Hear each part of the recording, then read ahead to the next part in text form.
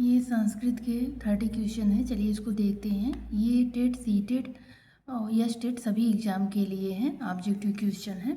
इसको चलिए देखते हैं। पहला क्वेश्चन है, कुट्टिम शब्द का अर्थ है कठिन, कष्ट, कूटना, भवन की भूमि।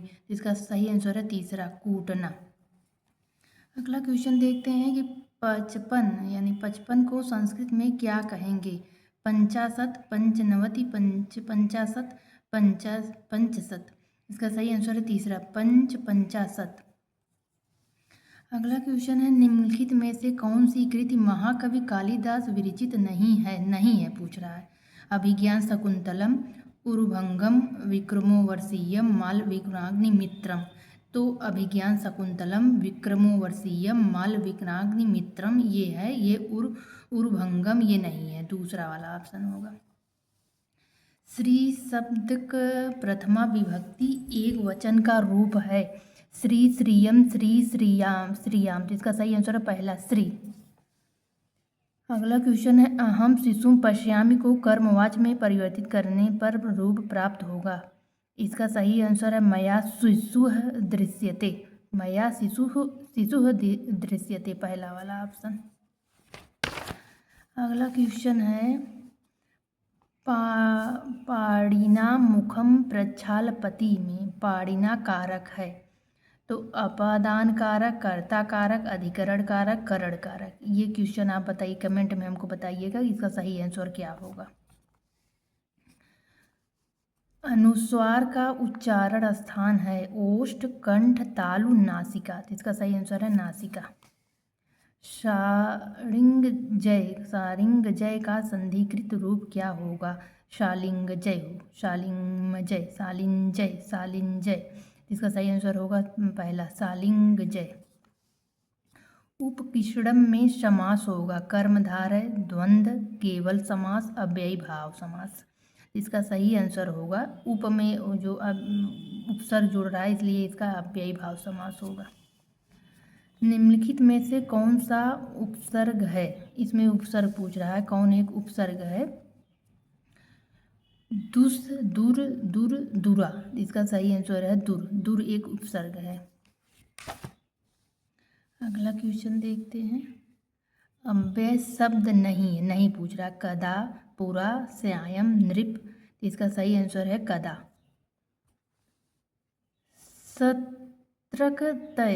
शतक त्रय के रचनाकार हैं पंडित राज जगन्नाथ, जगदेव, भर्तृहरि, अमरुक। इसका सही आंसर है भर्तृहरि।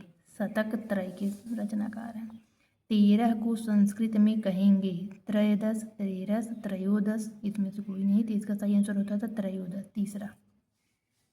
अभी गद्यांश दिया है, इसमें 74 50 दो क्वेश्चन पूछा है। गद्यांश 74 75 को उत्तर दिए। महाराज दिलीप गुरु वशिष्ठम अज्ञानम ध्वनिम दंदिदा सेवाम अकरोत् स प्रतिदिनं गां प्रातः काल नवम गौदिनं यातम त्रिवृम अचरास्याम काले राजी तृणताम अर्चयति सब। दिलीप कश्या सेवाम अकरोत्। दिलीप कश्यम करोत् वशिष्ठतम नदित्या सुदृढ़ाम आमश्याम। इसका सही आंसर देखिए नदित्या सेवाम, नदित्य दिया है। इसका सही आंसर होगा नदित्या। अगला क्वेश्चन है, राजा गाम प्रतिदिनम कुत्र अनयत? गृहम, वनम, आश्रम, धेनु। तो प्रातःकाल वनम को जाते थे, तो इसका सही आंसर होगा वनम। अगला क्वेश्चन है, दिवस शब्द की सप्तमी विभक्ति बहुवचन में रूप होता है। दिवसेषु, दिवसेषु, दिवससु, दिवसेषु। तो सही आंसर है दिवसेषु। नदी शब्द के प्रथमा विभक्ति एक वचन का रूप निम्न में से कौन सा है? नदी है, नदी, नद्यो, नदः। इसका सही आंसर है नदी। प्रथमा विभक्ति एक वचन का रूप नदी होगा। पितृ शब्द का पर्यायवाची निम्नलिखित में से कौन नहीं है? जन्मदः, पितृव्यः, जनकः, तातः। इसका सही होगा पितृव्यः। पितृव्यः इसका मतलब होता है चाचा।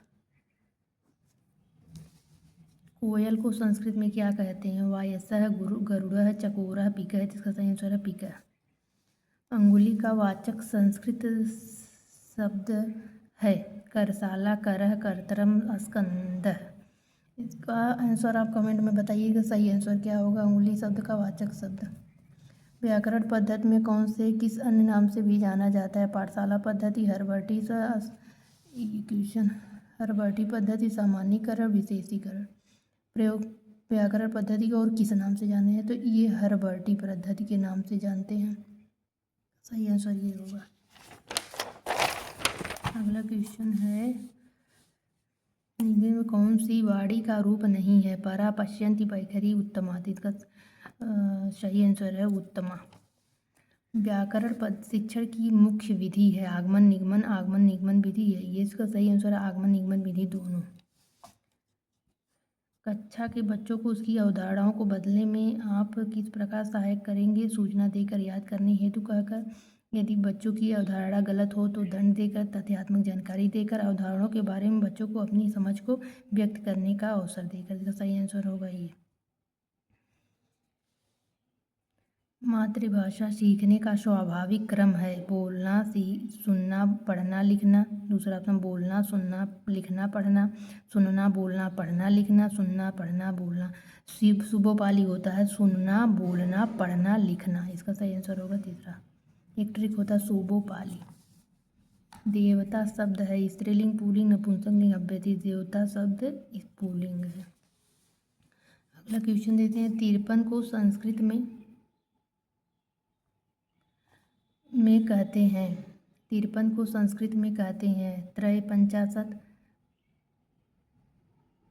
त्रयपंचाशत, त्रिपंचाशत, त्रिपंचाशत। इसका सही आंसर है त्रिपंचाशत। पाठ्य पुस्तक प्रायः प्रौढ़ छात्र के लिए लिखी जाती है। यह कथन किसका है? L G. Lewis, Bacon, Cronbach, Hall क्लैट्स का। ये सही आंसर इसका है क्रोनबैक का है। ये क्रोनबैक पाठ्य पुस्तक प्रायः प्रौढ़ छात्र के लिए लिखी जाती है, क्रोनबैक का है। दंडान्वयन प्रणाली की शिक्षण के लिए उपयुक्त है? काव्य शिक्षण, व्याकरण शिक्षण, गद्य शिक्षण, लेखन शिक्षण। इसका सही आंसर है काव्य शिक्षण के लिए। अंतिम क्वेश्चन है, मौखिक भाषा शिक्षण की प्रत्यक्ष विधि है भाषण, अनुलिपि, प्रतिलिपि, श्रुतलेख। तो इसका सही आंसर है भाषण। ये 30 क्वेश्चन थे। आप जितना सॉल्व कर पाएँ उतना क्वेश्चन सॉल्व करिए। सभी क्वेश्चन सॉल्व करने बहुत जल्दी कंठस्थ होता है।